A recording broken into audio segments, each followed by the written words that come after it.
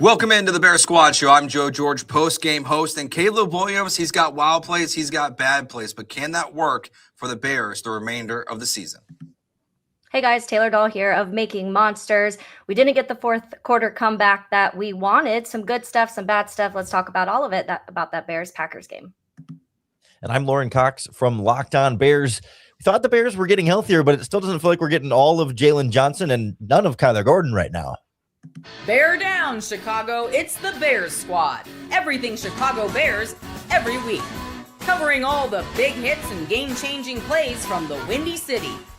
The way only the Locked On Podcast Network can. From Soldier Field to the next great chapter, the Bears Squad Show starts now. Welcome into the Bear Squad Show here on the Locked On Bears YouTube channel and anywhere you find your podcast. Thanks for hanging out with us today as you listen and watch us. Joe George, Taylor Dahl, and Lauren Cox here with you to discuss all things Chicago Bears coming off their loss to the Green Bay Packers. Obviously not the results that any of us wanted to see. We'll discuss what we saw from Caleb Williams in that game this season so far, some of the up and down nature of his performances. We'll look back at that Packers game, and if you're satisfied with the result because of the play that we saw on the field, we'll discuss Kyler Gordon, his seemingly to be gone again for the Bears, and then we'll preview the Browns game this weekend. But Taylor, I'll start with you, and it feels like the discussion around Caleb Williams this week has been honestly surprisingly positive. I've been a little surprised with that people have, for the most part, taken the second half for what it was, kind of removing the interception, but and ignoring some of what we saw in the first half. But just curious, when you think back to this game against the Packers, how you view his performance, because it really is a tale of two halves for Caleb in this last game. Yeah, and I think I said it last week when I said I just need to start seeing a little bit more and a little more consistency from Caleb. And I'll roll with that. I wouldn't say I've been overly impressed with Caleb this last 4 or 5 weeks. I will say there's moments that I'm like, wow, this kid can be incredible. I just don't know why it hasn't been able to be all pieced together. And there's a lot of factors in that. But I think for early on in the season, it was like, okay, well, maybe some of these things aren't working because they weren't running the ball well. And the offensive line wasn't playing, to a very high standard. But those things have changed and they've been able to run the ball really well. And obviously the offensive line has stepped up and he has gotten a lot better at some of those other things. When you talk about the pressure to sack rate, when you talk about not holding the ball and taking those sacks, but getting rid of the ball and making some of those smart choices, using his legs, the stats going around right now about, I think it was his 4th run that he hit 20 miles per hour this season. So he has that speed that I feel like just an extra gear this year. So there's all of these positive things that I think that are happening around, and Ben Johnson included in that in play calling. But I just feel like it hasn't all been pieced together.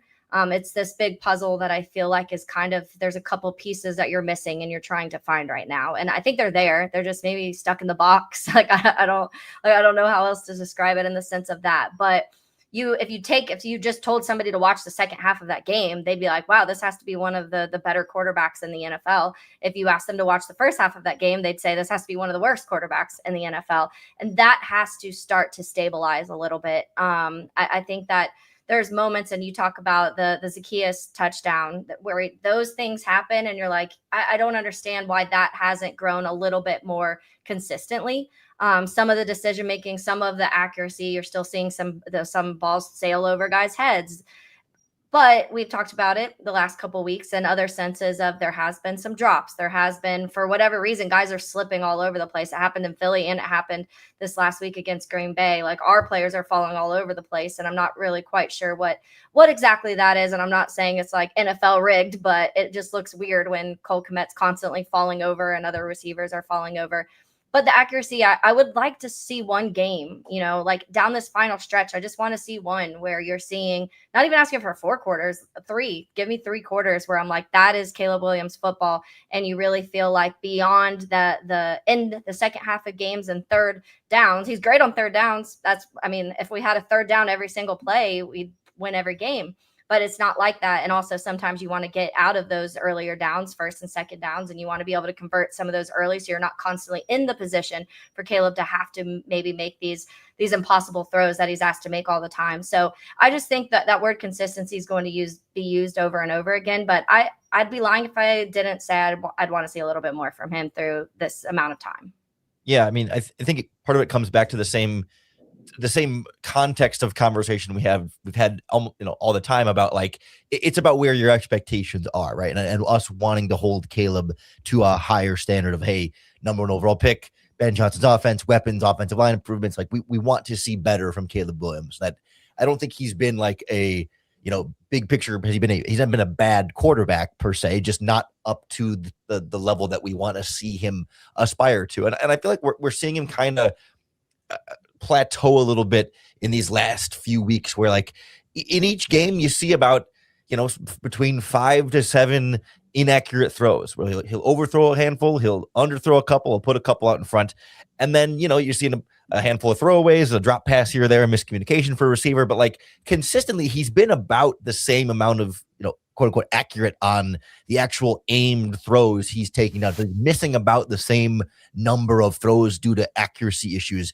in each of these last handful of games. And I don't think it's been the kind of performances that have like hurt the team and been a negative that keeps them from winning these games, over the course of the full 4 quarters, but also hasn't necessarily been, the type of consistency that we want to see him to win the team the game and not have to have them be down late in the 4th quarter or squeeze out a nail biter that's tighter than maybe it should be. Yeah, I think it all kind of leads to like part of it's where the team is at, like the expectations, like they've been raised another notch. Like it's not just his play this year, as we discussed, when we first started doing this show. Like that's ultimately what this season was about: is Caleb Williams, Ben Johnson, making sure you have the quarterback, the coach. And I think the answer is still you definitely have your quarterback, but it's as Taylor said, it's your consistency. Like to finish your puzzle analogy, like I feel like it'd be like my 4-year-old finds the box before I do. He steals the puzzles, and I'm like, I can't finish this thing, and he hid them or put them in the toilet. Like that's what I feel like is missing from Caleb's game. Is just you're right. It's just there's missing pieces, and it does feel like he's extra amped up recently. I think specifically this Packers game where those high throws. It's it's to kind of cross sport reference here. Like there's a pitcher on the Cubs who he's terrible in the first inning, Ben Brown. And it's because he says he gets too amped up before a game. So he's out of control at the beginning. It's kind of what I feel like I'm seeing from Caleb, and just that deep breath calmness in the most high pressure moments with the ball in his hands in the 4th quarter to win a game. He's got to find it at the beginning. I feel like he's still missing some of the easy stuff, but then he makes these wild throws that are just jaw-dropping, like the Zacchaeus touchdown, the one to Cole Kmet when he's rolling out. It's this really weird dynamic still of just the highs of the highest of highs and sometimes the lowest of lows. Taylor, is this sustainable to where the Bears are trying to go? Like Ben Johnson said, 9 wins is not getting you to the playoffs. We all know that. Yeah. 10 wins might not get you to the playoffs this year in the NFC. Like, can Caleb keep performing at this level, you think, for the remaining 4 games of the season and the Bears make the playoffs? Or do you feel like he has to take that step right now to achieve that goal? So I think there's 2 parts to this. I think that the answer is either yes, Caleb has to take that next step up and us see a little bit more from start to finish from him, or you have a defense that plays a little bit better. And I think we're going to critique everything Caleb does because he was the number 1 pick, and it's, the Bears' history with quarterbacks hasn't been the best. But I also think that defensively, there's a lot of things right now. If the Bears had a top 10, 12 defense, I don't know if we're having the same conversation right now, because I don't know if he's put in situations where in the final game, he does have to drive down and score because they let them go 2 plays and score a touchdown. And so I think that dramatically alters things of how the mindset of a game. And when you talk about that antsiness, it is something I've noticed that in those first 2 drives for the Bears on Sunday, I was like, breathe, Caleb. Like, you've got this. Like, you could tell he was just a little too on that high level. And I think being able to kind of keep stoic for quarterbacks is good at times. And you see him throughout a game get more and more comfortable and more feeling himself, and kind of that notch go down a little bit.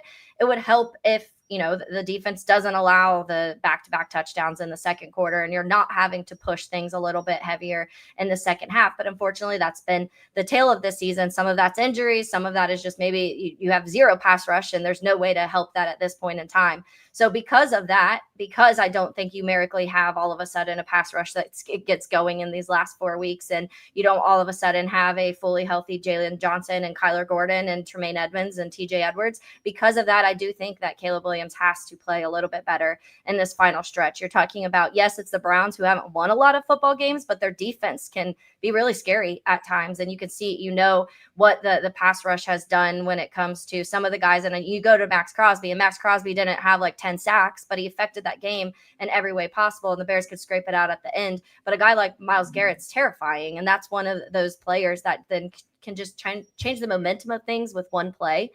And so I'm not saying like, I don't think everyone keeps using that trap game term with this. And I think that anytime like somebody with a lot of wins and somebody with a little bit of wins comes in, it's going to be a storyline. I don't think the Bears are taking this lightly. I think Ben Johnson is 1000% telling this team, like, you've got to win this football game. And this is a defense that could tear you apart if you let it.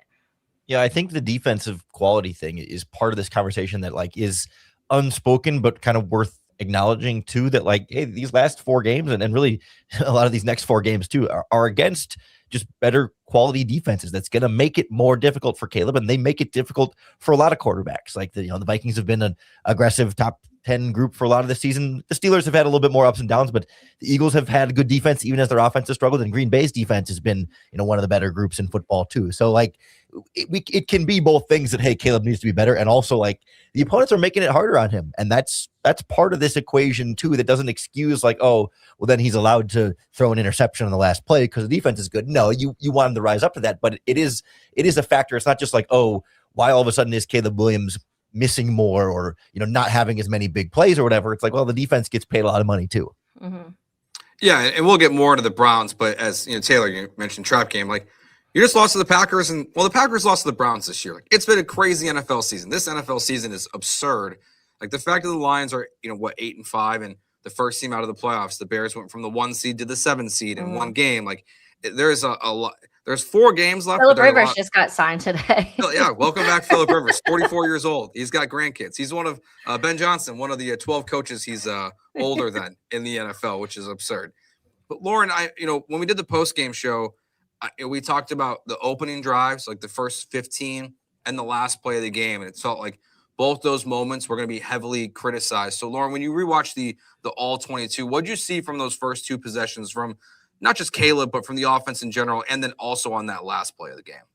Yeah, certainly, the first couple drives, the footwork is kind of all over the place, right? It's just not as sharp or consistent. He's not stepping into throws the way he's supposed to and sort of shifting the weight in towards the receiver and pointing the toes in the right direction. I mean, like, it's all just like little things that you can kind of point to mechanically of, that's why he's missing high. And it does feel like it's a little bit rushed, even unnecessarily, right? It's not like he's under pressure on all those plays, although he was under pressure on like 5 out of the first 9 or whatever the number was. But even like the first couple of misses to Luther Burden, right? Like 3-step drop, hitch, step, throw, like that should be a little bit more automatic and just because it's an easy throw, and also just because it's a 3-step drop. It's scripted plays that you have presumably been working on all week to be able to start the game that way. And I get where Ben Johnson's coming from with that approach. We talked about it a little bit on Sunday, but like I can kind of see the merit to both sides of, do you come out passing 5 times out of your first 6 plays because you want to get Caleb Williams into a rhythm early, and you feel like once you decide to run the ball, you're going to be able to establish the run at any point. Like, you don't have to do that right away. You can do it in the second quarter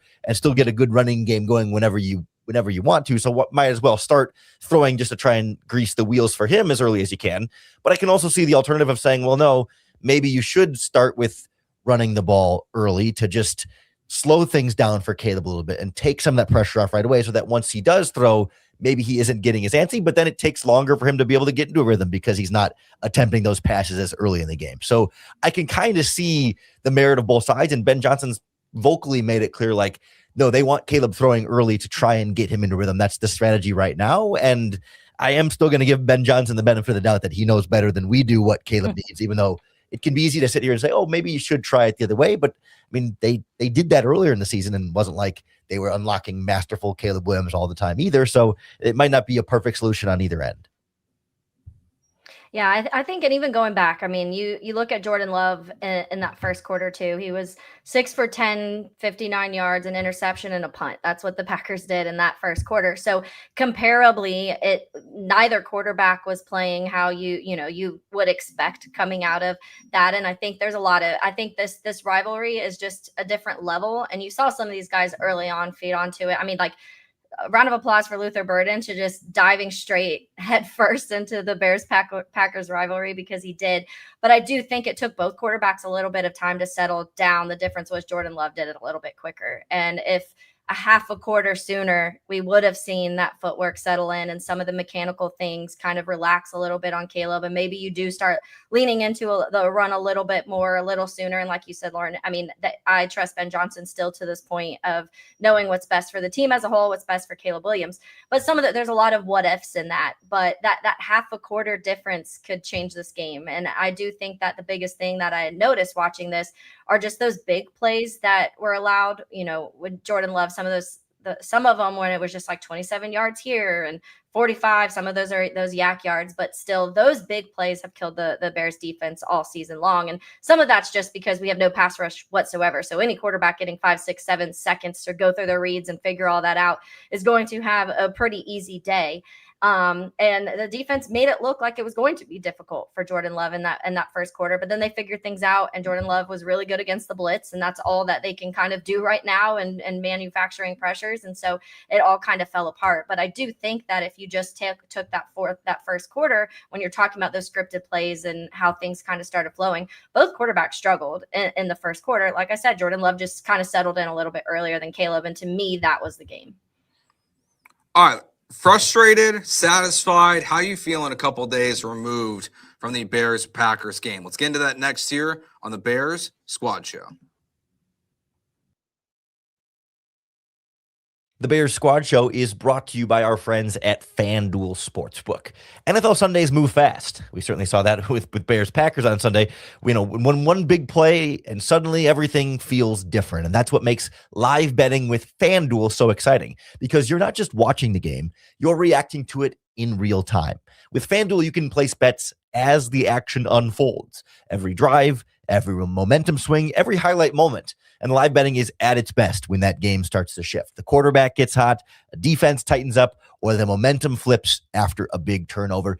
And FanDuel lets you jump into that moment. Right now, the Bears are 7.5-point favorites at home against the Cleveland Browns this upcoming Sunday. The money line is Bears minus 430. But as the game goes on, those lines are going to shift. The spreads and money lines adjust instantly, so you can get in with live betting, and player props update as guys heat up as well. So if you want to be right in the middle of the action this season, visit FanDuel.com and place your live NFL bets all season long. FanDuel, the game moves fast, and so can you. All right, guys, so as you look back at this Bears-Packers game, you lose by a touchdown. You've got a chance to win the game. Caleb Williams throws the interception. Real quick before we go into that, Lauren, DJ Moore, in the moment, looks open. I feel like when we rewatch it, you see a big change where the guy peels off. He's the one who gets the interception. So I'm curious what you think of DJ Moore there as the option, because I think some people have been critiquing Caleb for that, but I'm not sure how I agree with it. Yeah, and Ben Johnson said as much, right? Like, DJ's not really an option there. I mean, he looks open because once Caleb lets go of the ball, defenders are getting farther and farther away from him, but like he's got pressure coming down on him, and there's 2 or 3 defenders like physically in between Caleb and DJ Moore. We're like, yes, there's no one behind Moore. So like there's probably, could you like loft up a lollipop air ball to try and get over them? Maybe, but Keyshawn Nixon probably comes downhill in time to, be able to disrupt that. So like, he's not nearly as open as like it may have looked briefly from the broadcast angle there, but realistically his options were throw to Cole Kmet or maybe try and scramble for the first down, but with the pass rush closing in and it's 4th down, you give your guy a shot at it. And really Cole Kmet was open had he thrown it earlier or led him a little bit more towards the back pylon, as opposed to the really, really poor ball placement he had in the play. But I don't think it was necessarily a bad decision. It was bad timing and bad accuracy, but not so much like it wasn't that he shouldn't have thrown the ball to Kmet, it's that he didn't throw the ball to the right spotter at the right time. Do you think Kmet could have came up a little for the ball? I felt like there was no fight in it at all when it came to Cole's side too. Yeah, it's tricky because I think he's running his momentum's carrying him one way, and when he sees Caleb let go of the ball, he's probably thinking, oh, he's going to float it to me in this corner, so I got to keep going. And then, oh my God, it's way shorter than I thought it would. So he's not the most fluid athlete in terms of changing directions quickly. But yes, you would really like to have him at least like make it more try and bat it away or something. Yeah, but it was like, because I mean we saw like the one of the Packers defenders turn into get a pass breakup on Nick McLeod earlier in the game. Like we've seen that go both ways where an offensive player can prevent an interception, but at the same time, I guess it's fourth down. So you gotta catch it. I mean, there's no choice there. Yeah.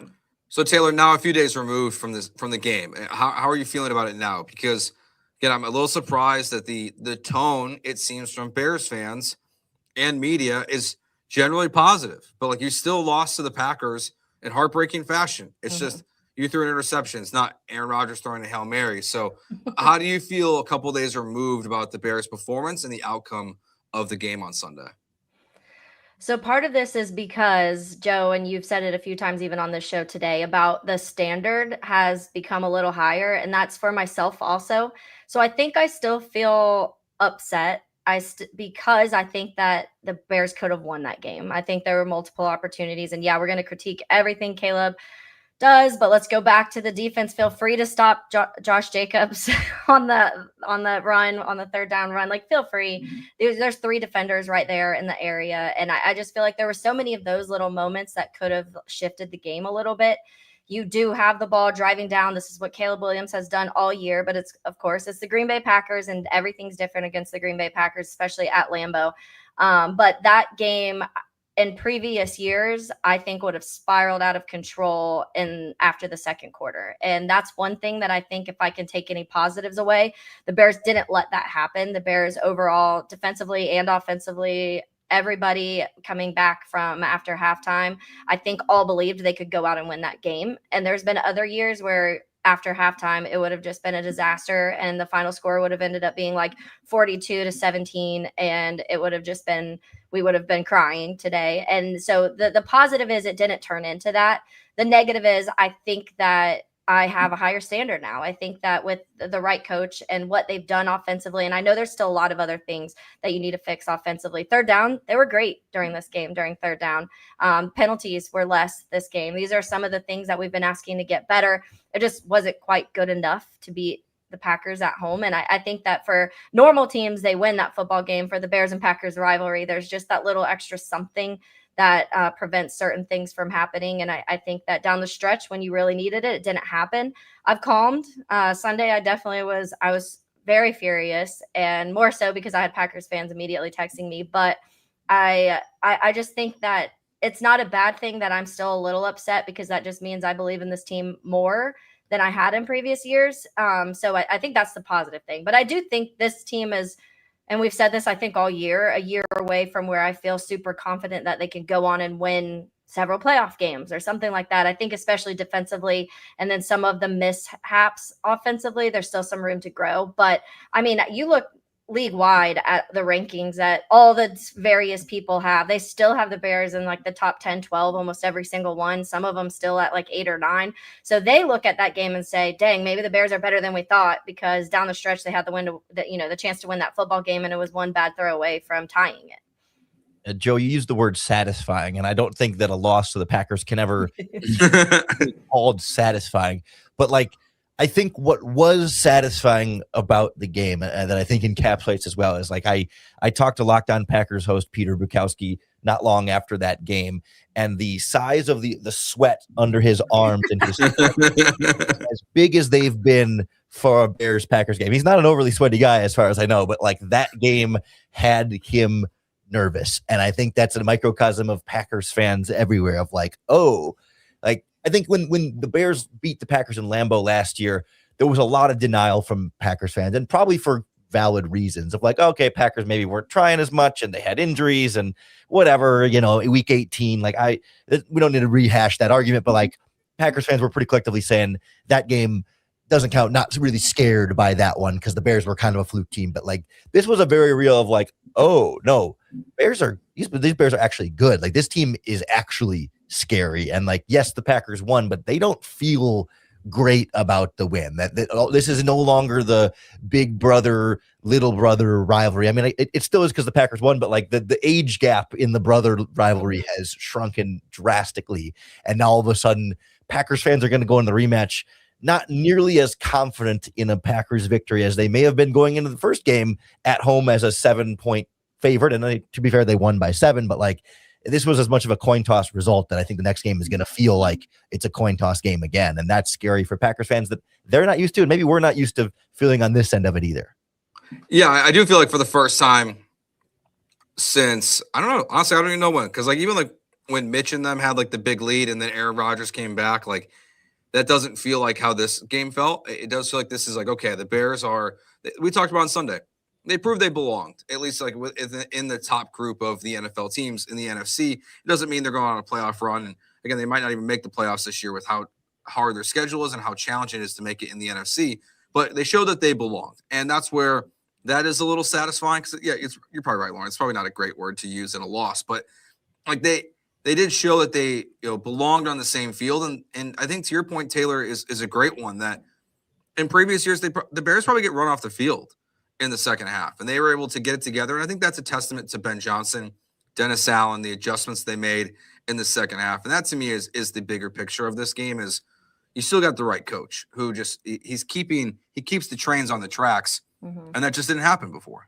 Maybe the better word is validating. Was this loss validating? It's not satisfying, but like it validated some of the progress the Bears have made, especially because everyone looks for every reason to say, well, they're not actually as good as we thought because now the Eagles look like they're a disaster team. So that win can't count for much either. And they couldn't beat the Packers. But like the fact that they were so close this game, like continues to validate that they're heading in the right direction. They've got the right coach, all the things you were just saying. Yeah, and to the comment, like the little brother comment, it's like that little brother who is starting to get taller and they're like, hold up, wait, because I mean, just mentioning those facts. So last year we know since Caleb Williams is coming here, it's a block kicked away from a win. You win at Lambeau and then you lose by a touchdown at Lambeau. Previous to that, it was a 17-9 loss, a 38-20 loss, a 28-19 loss, a 27-10 loss, a 45-30 loss, a 24-14 loss. It was double-digit losses for the Bears. And obviously, that 2018, that second game was the one they ended up winning. But between that time and this, which has been a long time now, it's been just domination from them. And then now these last three games, it took a blocked kick. You lost, and then a pick at the end to save you from having to go to overtime. And who knows what happens once you get Caleb into overtime against the Packers. So I do think it feels like I want to win and I don't want to take any moral victories because I want to beat the Packers so bad. And I hope that obviously in 2 weeks we do.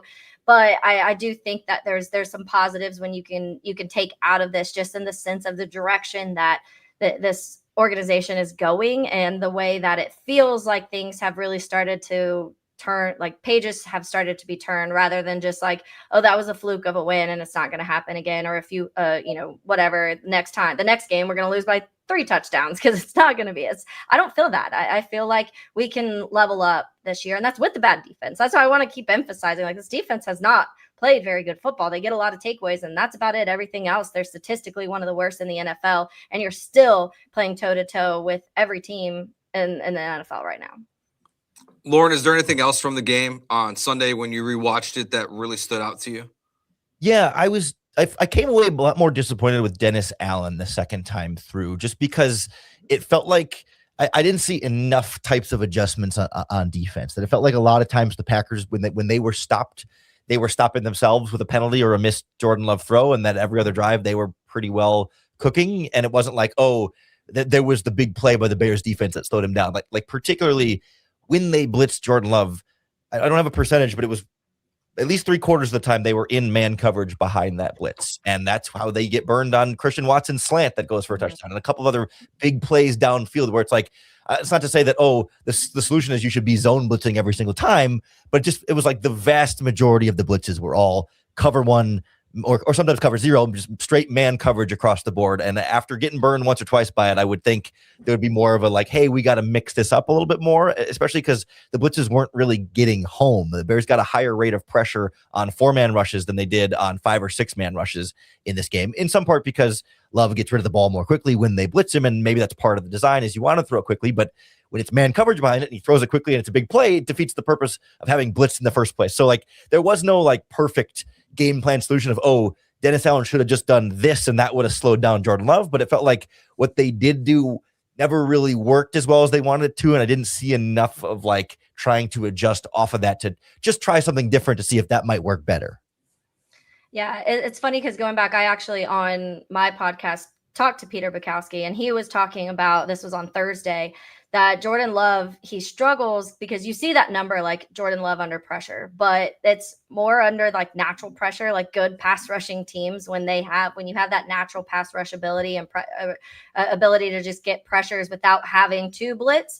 That's when Jordan Love struggles. And this game against the blitz, I think I saw he was 8 for 11, 126 yards and 2 touchdowns against the blitz. So it clearly wasn't working, to your point, Lauren. And I just, maybe be more creative in the blitzes, because that's all you can do at this point in time. The team can't create natural pressures very, very often, if not at all. And so I do think that's something, if a quarterback, is good, and he was, I mean, we saw him constantly. That's when some of those big success, and Christian Watson being a big part of that, of when he's being able to be successful in those blitz situations. But yeah, I wasn't happy with the Dennis Allen play calling. I think Matt LaFleur made Dennis Allen look silly in the second quarter. There was multiple times where I was like, man, he's getting out coached big time. And even through the whole game, but the second quarter specifically, I remember just multiple defensive schemes and some of it's just bad play too. So I don't want to put it all on Dennis Allen, because I think CJ Gardner-Johnson had a bad game, his worst since probably he came to Chicago. Jaylon Johnson, obviously, I'm not in the world of freaking out over Jaylon Johnson yet. I think when you don't play the amount of time you have, it may take a little bit to get some rust off. Kyler Gordon ends up not even playing because injury and pregame warmups. So there's a lot of factors into this. You don't have a Tremaine Edmonds, but I still think some of the guys that normally in these last few weeks had stepped up really kind of they're not best games either. All right. The other thing I just want to mention real quick is I still feel like more after I rewatched it they should have ran the ball earlier and more often. Like, that was the other part of it. Because I'm with you guys, everything you said about the defense. But like, especially like rewatching Monunga and Swift in the second half, I'm like, man, like just running the ball earlier in the game, establishing it. Like I think you guys both said it. Like, we trust Ben Johnson to try to get Caleb Williams going the right way, but I guess I just disagree. Like, but I'm not the coach of the Bears, so it doesn't really matter what I think. But like, I just want to see him run the ball more often, because like they can, as you said, Lauren, like they can establish it whenever they want. Like they can just run the ball, this offensive line and this running back duo. So I just want more of that early in the games. And I feel for Ben Johnson a little bit, because he's like, okay, I want to get my quarterback into rhythm early. So first play, 3-step drop, short out route to Luther Burden. Like, one of the easiest plays he can draw up for Caleb Williams, and he skies it. And, then another one where Luther Burden's open in rhythm throw, and he skies it. And Ben's like, I'm trying to make these easy for you to get you into rhythm. It's like, it's like he's asking him to throw the most difficult balls to try and jumpstart the offense. Like, he needs to. He's not. I guess he's not calling screen passes constantly to start the game, but we'd be frustrated by that too. But like, I do feel like Ben, like, it's kind of a trust the process thing, where he's like, I'm going to keep giving Caleb some easy throws, and eventually he's going to hit those to start a game again, and then we're going to take off. But in the meantime, it is frustrating for us. And at some point, you look at Ben saying, "How long do you keep trying that before you just say, hey, let's run the ball and simplify it that way?" Well, we've talked so much about Caleb. We feel like he's better in sometimes the more difficult things. So maybe Ben Johnson needs to do the opposite. And it's like, let me give him the hardest thing possible to start this game off and let Caleb get fired up, because he completes what we talk about going back towards the beginning of the season, the flea flicker trick play, flea flicker to Luther Burden down the sideline early on. Do something crazy like that. I feel like that gets Caleb fired up early, because I don't know if Caleb, I feel like, likes to do the crazier stuff sometimes. You heard it here first. Taylor Dahl calls for a flea flicker on the first play of the game against the Cleveland Browns on Sunday. All right, Kyler Gordon was mentioned there as well by Taylor. Did not play in this game, and sounds like we may not see him again this season. We'll talk about the short-term and the long-term concerns about Kyler and some of the other members of this defense when we get back here on the Bears Squad Show. Today's show is brought to you by Mint Mobile. There's no reason to let big wireless drain your wallet, especially during the holidays. Right now, Mint Mobile is running their best deal of the year. All their unlimited plans are 50% off. That means you can lock in 3, 6, or even 12 months of unlimited premium wireless for just $15 a month. It's the easiest way to take your overpriced phone and give it the full Scrooge treatment. And what makes this even better is how simple Mint makes the switch. No contracts, no nonsense, just real savings and quality service. It feels good knowing that you're not overpaying and you're just staying connected. Turn your expensive wireless present into a huge wireless savings future by switching to Mint. Shop Mint Unlimited plans at mintmobile.com/LockedOnNFL. That's mintmobile.com/LockedOnNFL. Limited time offer, upfront payment of $45 for 3 months, $90 for 6 months, or $180 for 12 months. Plan requires 15-month equivalent. Taxes and fees, initial plan term only. Less than 35 gigabytes, may slow when network is busy. Capable device required. Availability, speed, and coverage varies. See mintmobile.com.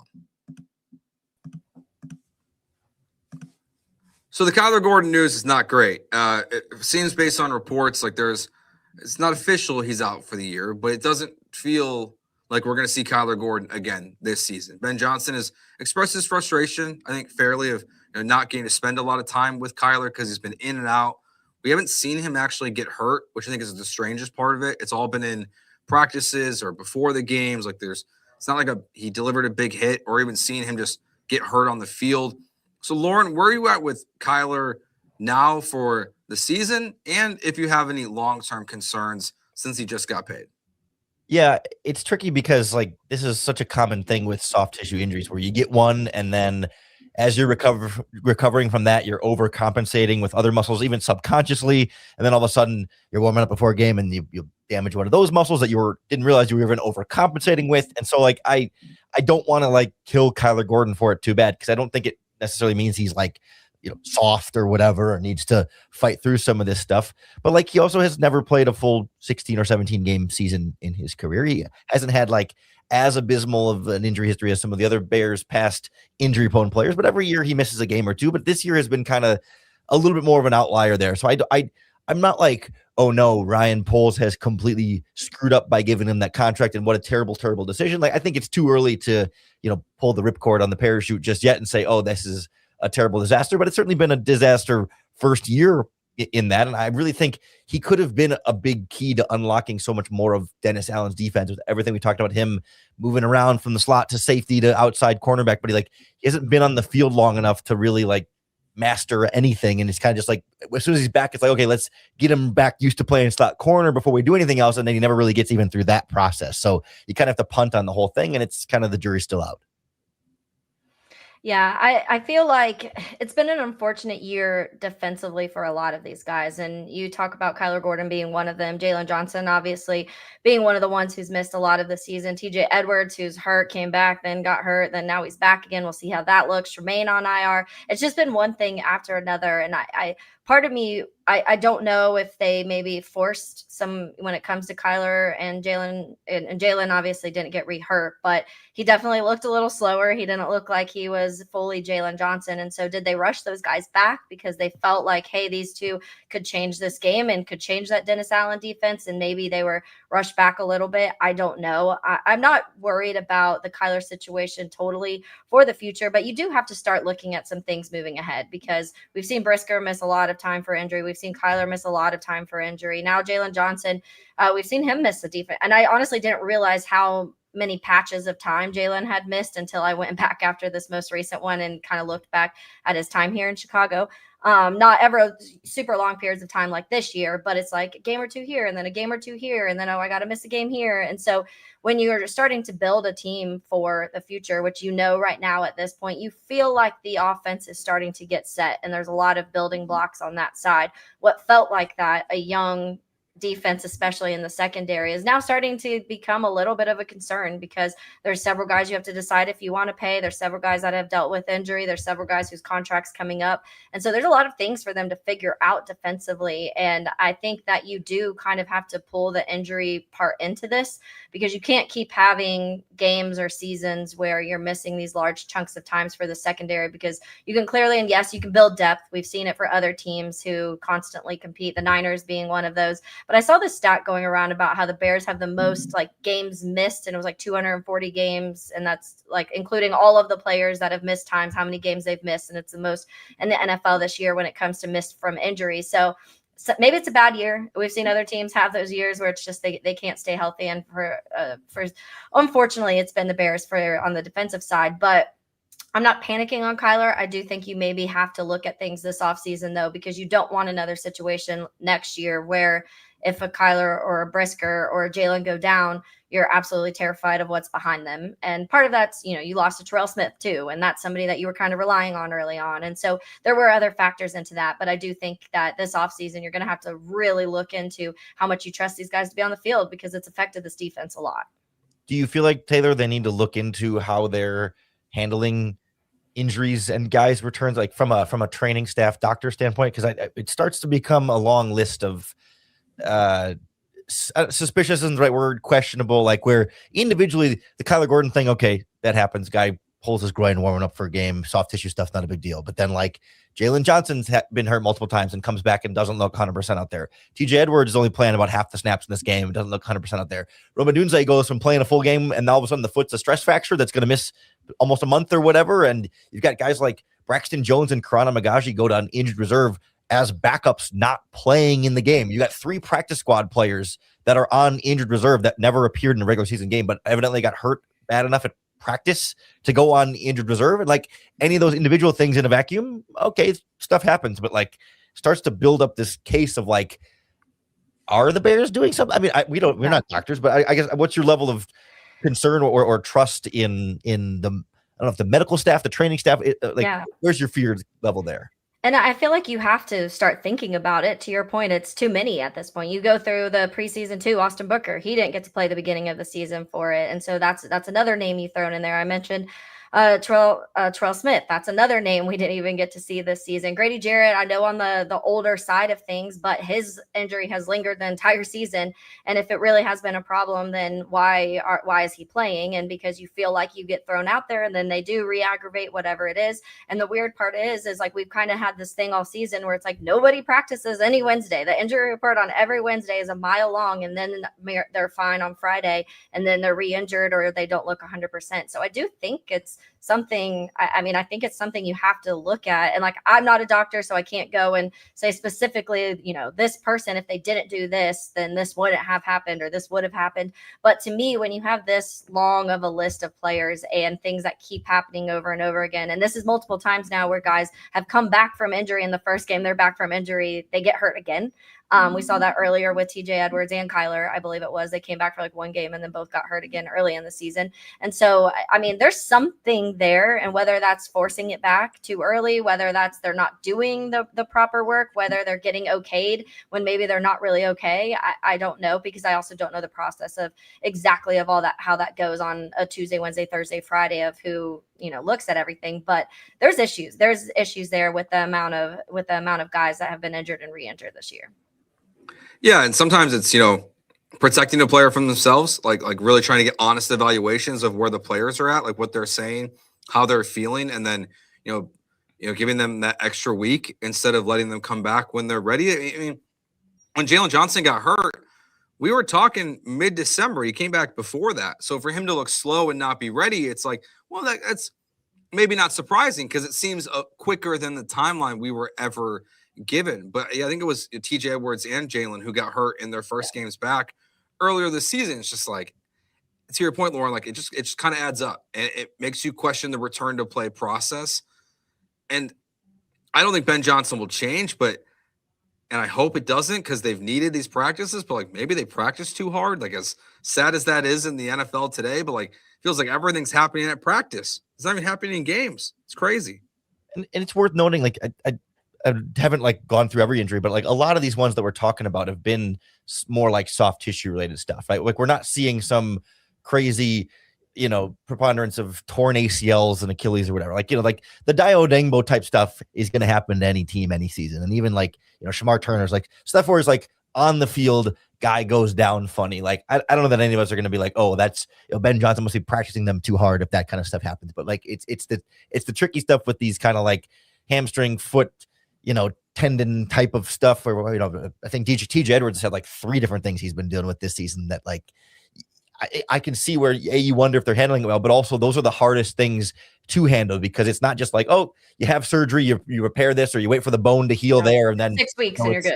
It's 6 weeks. Yeah, this is very much like every single injury is kind of its own different animal. It depends on how that body is going to heal and how that body is going to respond. And I can see where it kind of like we've talked about with Dennis Allen being stuck in lose-lose situations. Like, well, you rush him back and risk re-injury, or you leave him out longer and you have him even less time. So pick your poison. Which way do you want to go? And I can kind of see where I can give them some benefit of the doubt that they're trying their best and that there's no magic formula to perfectly healing soft tissue injuries that are always going to come with added risks until you get a whole off season of recovery.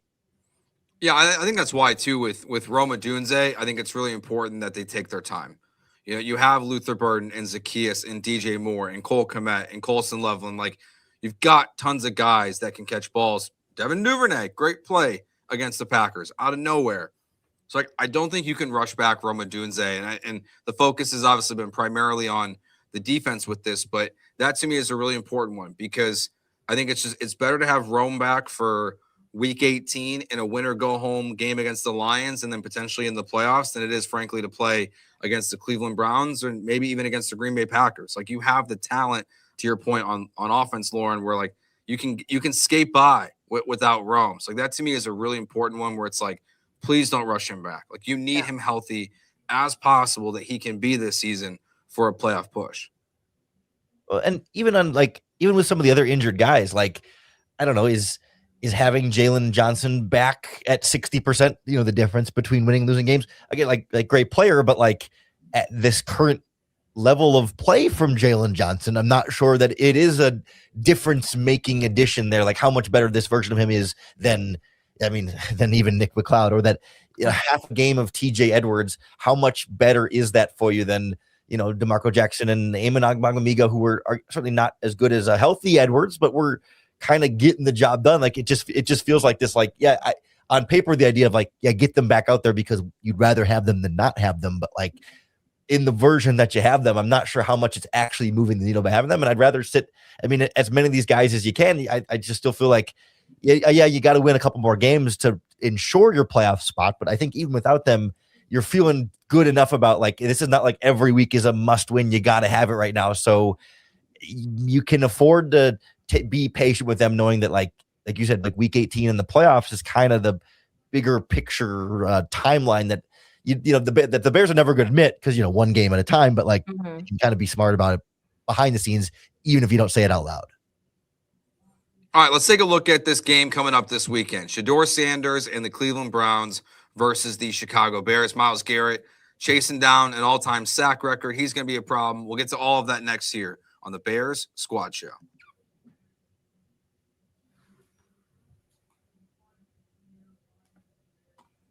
All right, so Myles Garrett, you mentioned Max Crosby earlier, Taylor, the monster that he was in this game. And now you got a guy who's arguably the best player in the NFL, specifically on the defensive side, but maybe overall at points. He is dominating teams. They had a game this year where I think he had 4 sacks and they lost.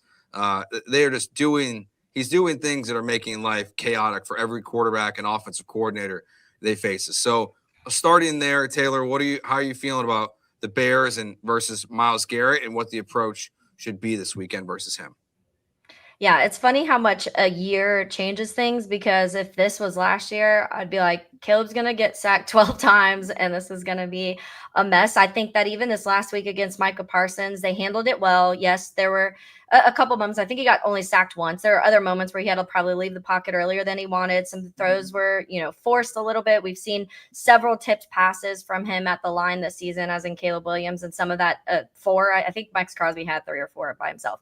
But I do think that pass rushers in general have a way to kind of get into Caleb's head and force some bad decisions. But I will say that I have more confidence in being able to handle him this year than last year. Micah Parsons isn't somebody that you're going to stop. It's not going to be a situation where you're like, how do you keep Micah Parsons away from Caleb Williams? It's going to be like, how do you game plan around knowing that you are going to be pressured by Myles Garrett. And so I do think that it's going to be part of the game plan. And I said this a little bit last week too, of when it comes to trying to do some of those quicker things. Ben Johnson tried to do that earlier in this game and they didn't work. So we will see if they kind of stick to that same game plan, or if they try and say, let's just run. And, once they start stacking the box and baiting some of that stuff, let Caleb then start letting the ball go. Maybe that's the plan that needs to be kind of reversed this week compared to how they handled the Packers game and don't abandon it just because maybe, a couple runs don't work the way you want. I think that both of these running backs have figured out ways to get the yardage when you want. You're seeing Kyle Monangai smack guys and then turn around and still get positive yardage out of it. So I think you have two backs that you can trust now at this point in time. And I do think that if your game plan, if you can't get the ball out quick, if you don't feel like that's something you can do, at least early on until Caleb gets into the Caleb zone, I think that you just lean on the run to begin and then let things open up later, because there's no stopping him. It's going to happen. So the only thing you can say is, how do you game plan around knowing that Myles Garrett's going to be in your face at multiple times during this game? Yeah, the scary part is that he spends the vast majority of his time opposite the left tackle. They don't bounce him left and right all that much. They don't kick him inside hardly ever.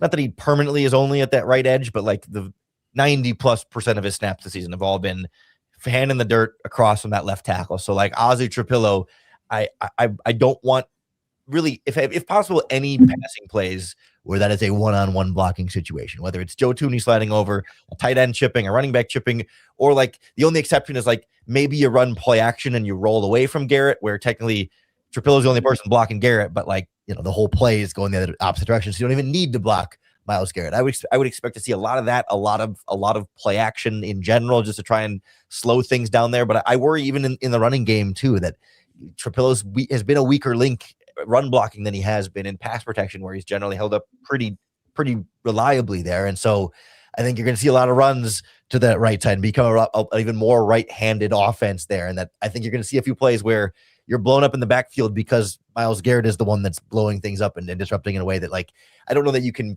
purely, and not that you were saying this, but you can't just purely run your way away from Myles Garrett. Yeah. He'll affect you in that side of the game too. But I don't like the idea of throwing wide receiver screens to that side of the field where he can get in the way, any kind of short pass where he can get a hand on the field. Make it as right-handed as an offense as possible, because the rest of this Browns defense, I don't believe, is good enough to really consistently stop you, especially the back end. Their cornerbacks have been pretty beatable. And even if you don't have Rome Odunze again, I think the likes of Moore and Burden and Loveland and company, you should be just fine the rest of the way on offense. And then you just got to hope that your defense can get a turnover or two out of Shador, who's made some really nice plays this season, but is still a rookie 5th round pick in his second start, early in his career. Mm-hmm. Yeah, I mean, Cam Ward kind of made them look like Swiss cheese at times, which is something he hasn't done yet really in his career. So I think you can take advantage of it. I think the big difference here is we mentioned this last week. You can run at Micah Parsons.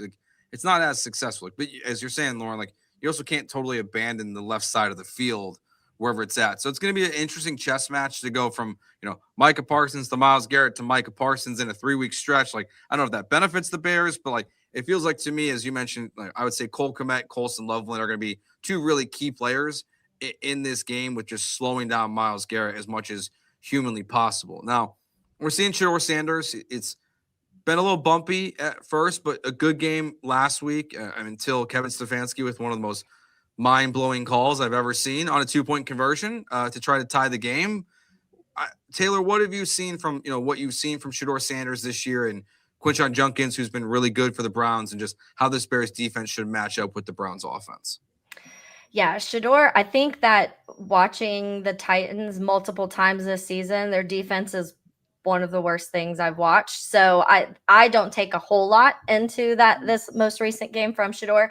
But if I do that, then you're taking away some of Caleb Williams' games against defenses that were not very good. I think that when you're young and you're developing, some of those games are good for you because you can get a little bit more comfortable and really start to form relationships with those wide receivers and tight ends and your playmakers in general. I mean, Quinshon Judkins obviously has been fantastic. I feel like this matchup, when you're talking about rookie running backs, him and Kyle Monangai, I'm seeing people tweet it constantly, especially the fantasy guys, of if you want one of these running backs, these are probably two to look at this weekend, because they're, two names that were drafted this season that I think can do really good things with the ball in their hands. And so that is one thing we've seen all season, the Bears in the run game. It felt like it was getting a little bit better against Philly. And then you had moments this last week where I was like, it doesn't feel much better. And so I have my concerns, I think, more so about the run than I do anything. The one thing Shedeur can take you when it comes to those kind of chunk plays when he needs them, those are the things that I think the Bears have struggled with a lot this season. And those are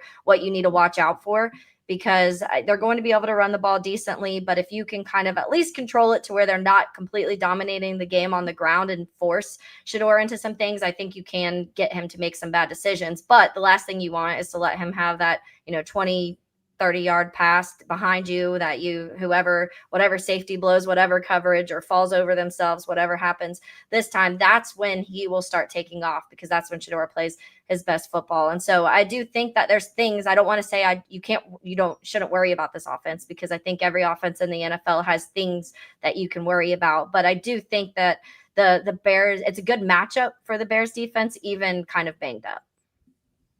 Yeah, I feel like with Shedeur, there's even a little bit of like just a dash of Caleb Williams in him, in terms of like, especially young Caleb Williams in him, in terms of like a quarterback that holds on the ball a little too longer than you'd like him to, but also like pretty good at extending plays. And I've been impressed with his ability to avoid some negative plays in those as well. Like, yeah, there's a couple where he'll take a sack where he's not supposed to, but he's been pretty good about throwing the ball away and when he's extended that play and then under pressure. And I think he's someone who also then can kind of get himself into trouble in terms of like a pressure that's more the quarterback's fault than the offensive line getting beaten right away. So I think there's a real opportunity for this Bears pass rush to find itself a little bit more this week, especially with the injury to the Browns center who's on injured reserve now, I think, who's out for the rest of the year. So like and I think they have some other injuries on the offensive line too. So I like the way this matches up for Chicago pretty much everywhere outside of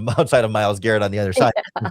I think the Bears can keep up with the pass rush up front. I think you might get a big player or two downfield. We've seen a lot of teams get a big player or two against the Bears this season, but it hasn't been enough to really bring this defense down, because they'll make up for it with a turnover or two that Sanders is absolutely going to give you the opportunity for one or two. And the Bears have been really good at holding on to it when the ball does come their way. Yeah, Judy can still make plays for the Browns. I've been really impressed with Harold Fannin Jr. He's looked like a stud. He had I think 8 catches, 114 yards, and a touchdown in the game this last weekend. So I think he's a matchup to keep an eye on. And I think to your point, Lauren, like that last part there, Shedeur is going to give you a chance. Like whether that's drifting too much on a sack and taking a bad one, or throwing a ball that's going to be very catchable for someone like Kevin Byard. This is where I think Dennis Allen can have a big rebound week in terms of schematically, like take advantage of a guy that has played in low-level college football into the Big 12, still only in his 4th or 5th game in the NFL, wasn't taking snaps, as we all know, the entire year. So I think the Bears can take advantage. I'm not surprised by the number. I'm going to take the Bears to cover it and get the win this weekend. I think they win this game by 14 points and win it pretty easily, but Myles Garrett's still going to be a pain. So, Taylor, how do you see this game playing out?